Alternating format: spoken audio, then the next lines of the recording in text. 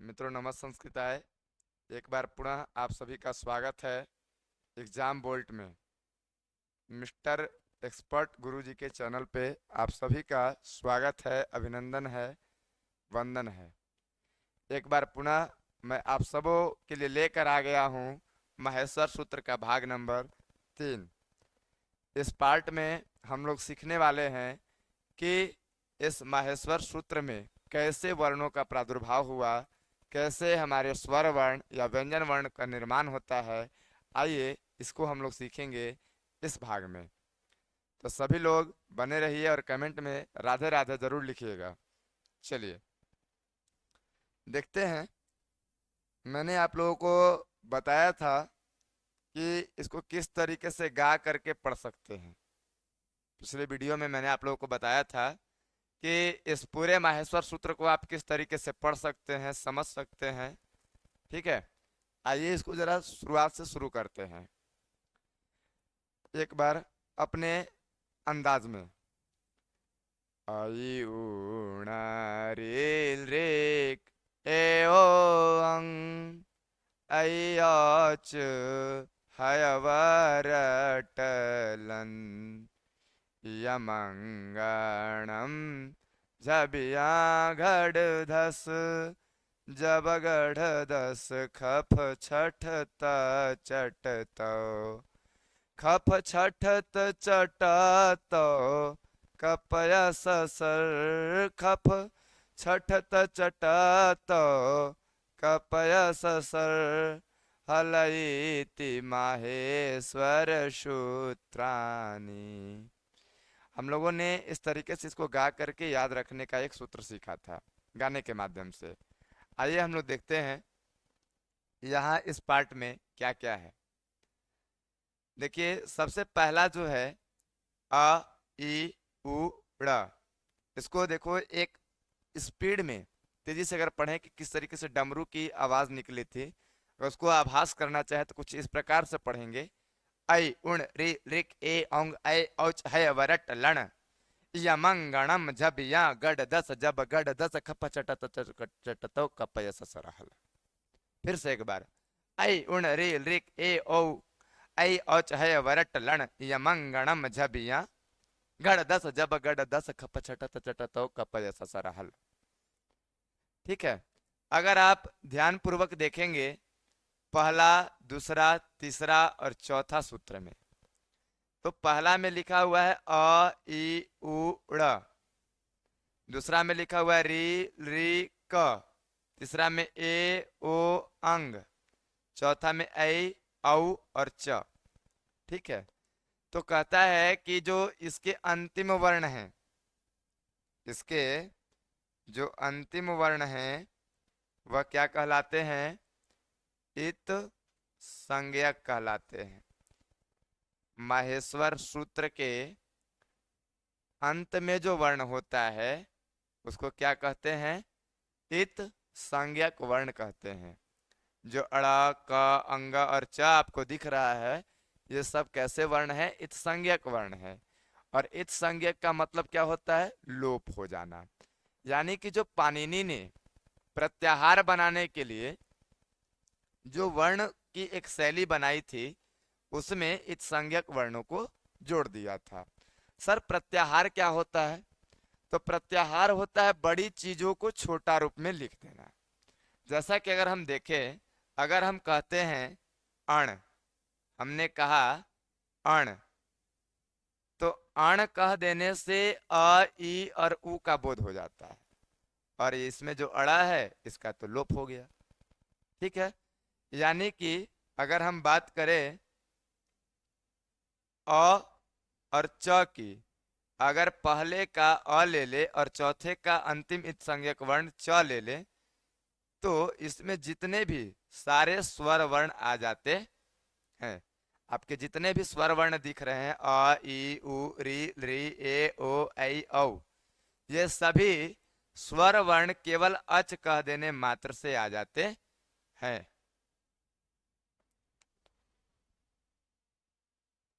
ठीक है, इसी प्रकार अगर हम पांचवें का ह और 14वें का ल ले लें, एक सूत्र बनता है, एक प्रत्याहार सूत्र बनता है जिसका नाम है हल।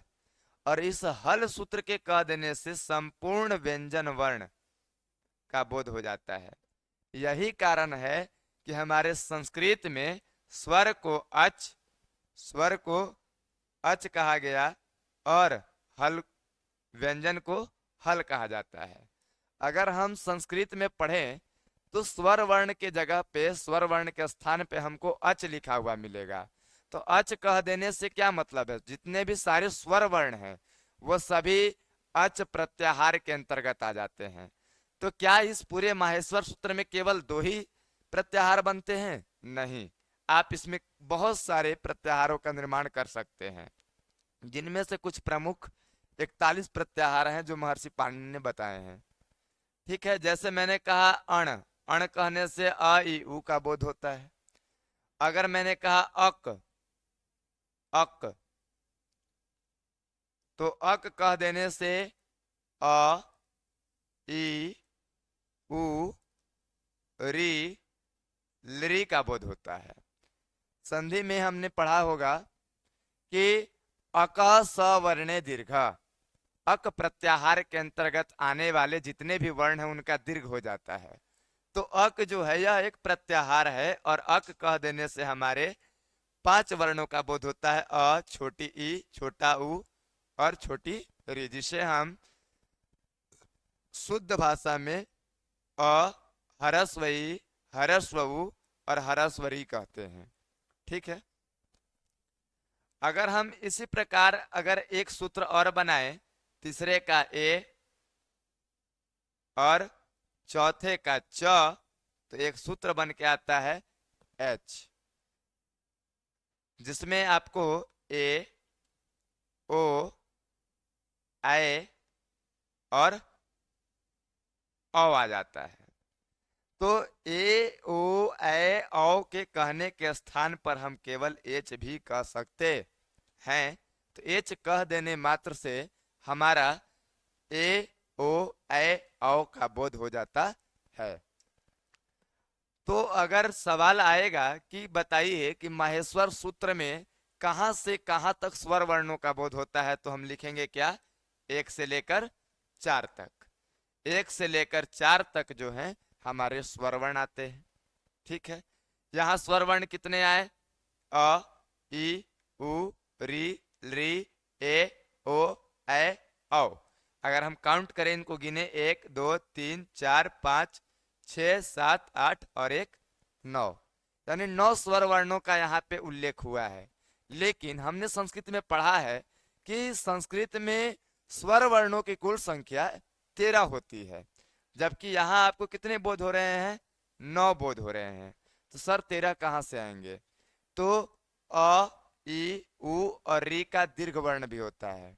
अ का दीर्घ आ, ह्रस्व ई का दीर्घ बड़ी ई यानी दीर्घ री, फिर उसके बाद बड़ा उ, बड़ी री।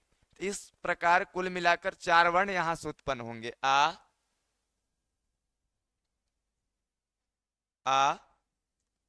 बड़ी ई, बड़ा उ और बड़ी री। तो इस प्रकार से 9 और 4 कुल 13 वर्ण बन जाते हैं। ठीक है,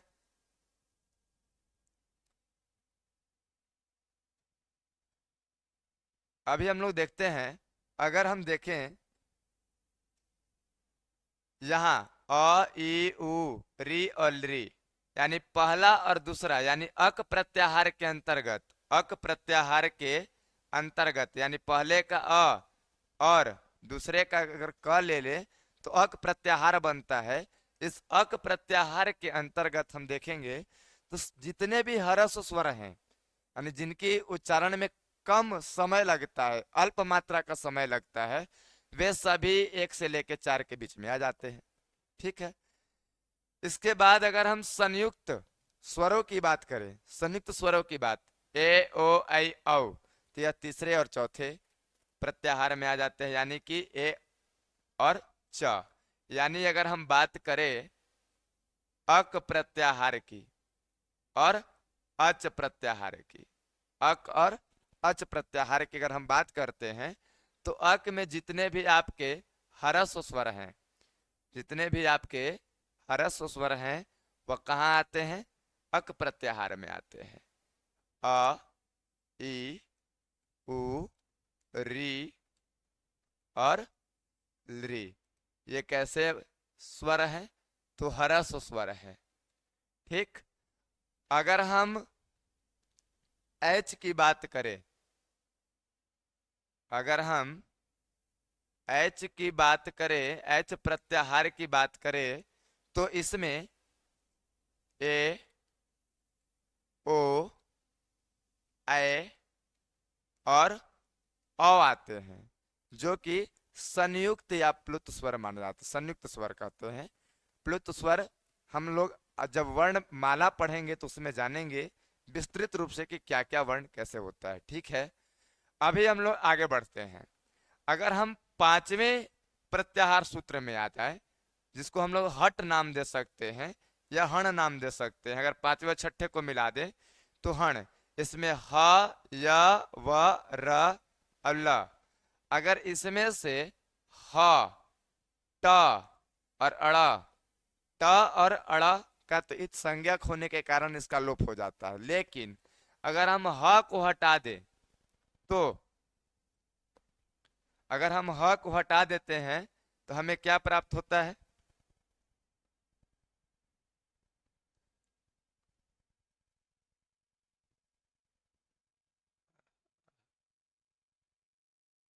अगर हम ह को हटा दें तो हमें प्राप्त होता है क्या?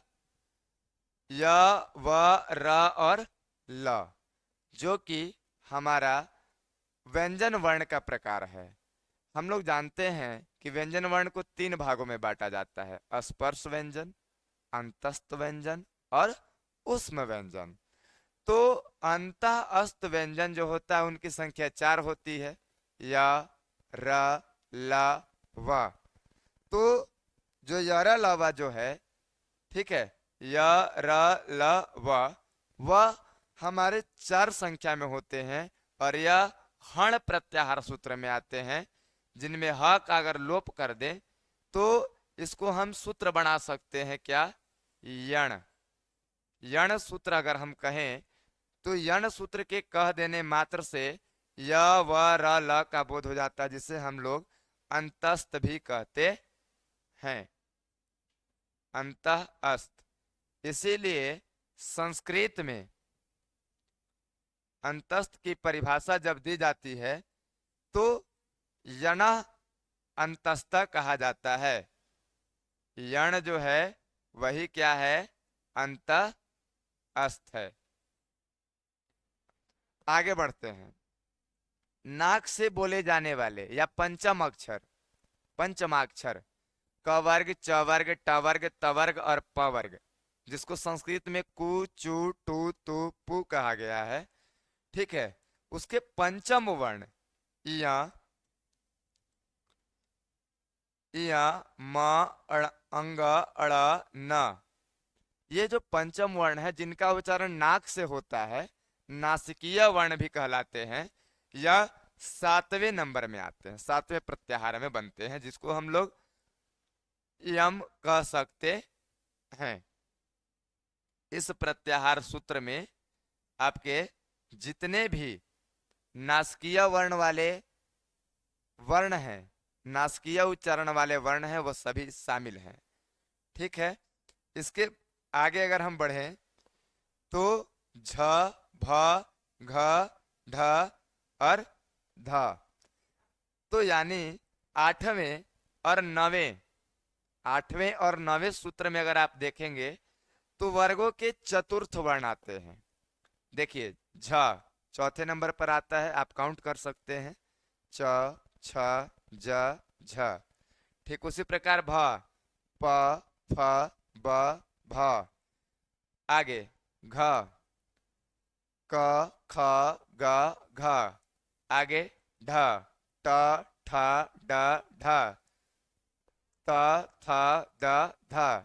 यानी हमने कहा कि अगर आठवें और नवें सूत्र में अगर हम देखेंगे तो वर्गों के चतुर्थ वर्ण को सीखते हैं। किस वर्ण को सीखते हैं? वर्गों के चतुर्थ वर्ण को, यानी जो चौथे नंबर पे जितने भी वर्ण आते हैं वो सभी झस प्रत्याहार में शामिल होते हैं। अगर वर्गों के चौथे वर्ण के बारे में हमको बताना होगा तो हम सबका नाम न लेकर केवल झस कह देंगे तो उससे हमारा बोध हो जाएगा। ठीक है, आगे बढ़ते हैं। ज ब ग ड द स, अगर आप इसको ध्यान से देखेंगे तो जितने भी वर्ग हैं, क वर्ग, च वर्ग, ट वर्ग, त वर्ग, प वर्ग, इन सब के तृतीय वर्ण कहाँ है? तो जस जस प्रत्याहार में वर्गों के तृतीय वर्ण शामिल होते हैं। ज ब ग ड द, ये सभी अपने वर्ग के तृतीय वर्ण में आते हैं। इसके आगे हम लोग देखेंगे ख फ छ ठ थ च ट त क प। अगर हम 11 और 12 की बात करें, 11 और 12 की बात करें, 11वें और 12वें सूत्र की बात करेंगे तो सबसे पहले आप देखिए ख फ छ ठ त थ, यानी ये दूसरे वर्ण है। अगर आप देखोगे तो क्रम जरा देखो कितना अच्छा क्रम सजाया गया है। सबसे पहले आपको दे दिया गया अंतस्थ वर्ण, ठीक है। उसके बाद आपको दे दिया गया क्या? पंचम वर्ण। पंचम वर्ण के बाद चतुर्थ वर्ण। उसके बाद यहाँ 10 नंबर में तीसरा वर्ण और 11 नंबर के शुरुआत में दूसरा वर्ण।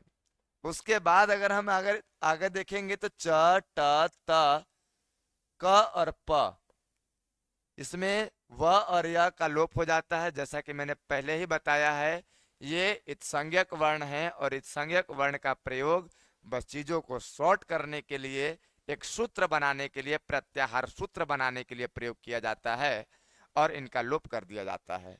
तो अगर आप देखेंगे 11 में की शुरुआत के जो पंचम अक्षर हैं वो सभी क्या हैं? द्वितीय वर्ण है। उसके बाद च ट त और 12 का क और प, यह प्रथम वर्ण है। इसके बाद आगे बढ़ते हैं 13 और 14 में। 13 और 14 में देखेंगे तो तालाबी श, मूर्धन्य श, दंत श और हा, यह हमारे उष्म व्यंजन कहलाते हैं। कौन से व्यंजन कहलाते हैं? उष्म व्यंजन कहलाते हैं। तो अगर हम सल सूत्र लेते हैं, सल प्रत्याहार सूत्र लेते हैं, तो जिसमें तालाबी श, मूर्धन्य श, दंत स और ह शामिल हैं, तो कुल मिलाकर हमारे पास 33 व्यंजन वर्ण होने चाहिए और 13 स्वर वर्ण होने चाहिए। जैसा कि मैंने बताया 9 स्वर आपको यहाँ मिल रहे हैं और यहाँ से आ, बड़ी ई, बड़ा ऊ और बड़ा री को शामिल कर लेंगे तो 9 और 4 13 स्वर वर्ण हो जाते हैं।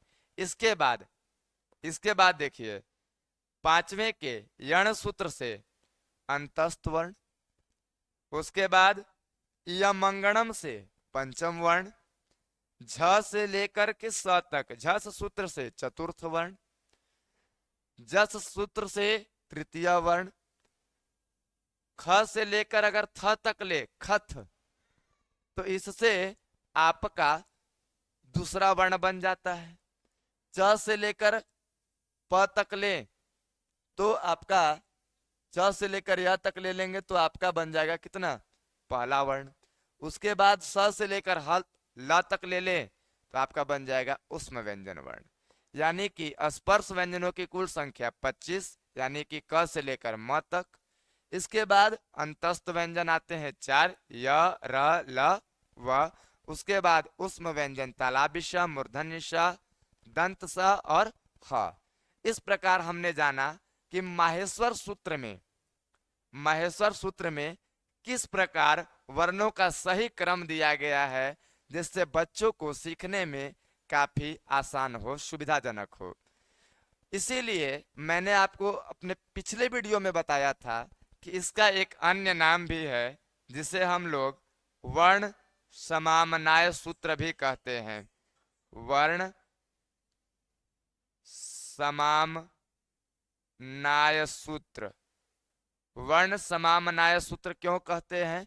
क्योंकि इसमें वर्णों की उत्पत्ति और उनका प्रयोग और क्रम बताया जाता है, इसीलिए इसे वर्ण समामनाय सूत्र भी कहते हैं। इस प्रकार यह हमारा पूरा माहेश्वर सूत्र समाप्त हो जाता है। इसमें हमने वर्णमाला के बारे में कुछ कुछ जाना है। जब हम अगली वीडियो में मिलेंगे तो एक नई शुरुआत के साथ मिलेंगे। क्लास 10th की अगर मैं बात करूं तो क्लास 10th में इससे ज़्यादा कुछ क्वेश्चन आते नहीं हैं, लेकिन अगर आप जनरल कंपटीशन की तैयारी कर रहे हैं तो यह वीडियो आपके लिए बहुत ही महत्वपूर्ण है। और इससे आप बहुत किसी भी तरह के एग्जाम में आप अगर बैठ रहे हैं तो उसमें माहेश्वर सूत्र जरूर पूछा जाता है, यदि उसमें संस्कृत शामिल हो तब। तो यह सभी के लिए इम्पोर्टेंट है। क्लास 10th 9th जितने भी बच्चे हैं सब लोग सीख सकते हैं इससे कि वर्णमाला का जो सही क्रम था वह क्या था। मिलते हैं अगले वीडियो में, तब तक के लिए बने रहिए हमारे इस चैनल पर। नमः संस्कृता। धन्यवाद।